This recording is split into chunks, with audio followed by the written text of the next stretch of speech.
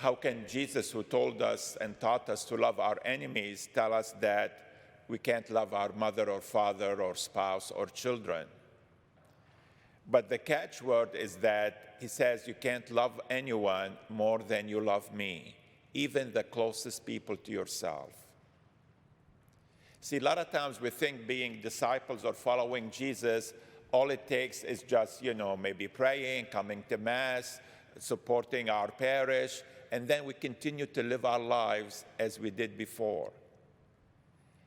Being a disciple of Jesus, showing true conversion, is when we begin to discern what God is calling us to do and do it in our lives. And sometimes God calls us to do specific things that may not go well with our family members. So that's what Jesus is talking about. In those times, we're called to do what Jesus is asking us to do and not our family member.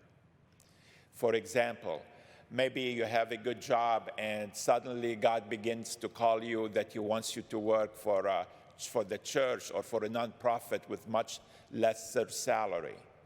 But obviously that will impact the finances of your family, and your spouse is telling you, no, we can't do this.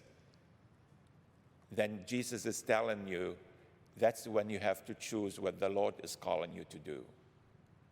Because the Lord knows what's best for us, and the Lord will take care of all our needs.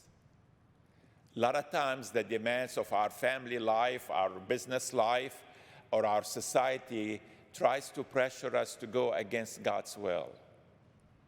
And Jesus is reminding us today, that's not how we follow him. That's not how we live as his disciples.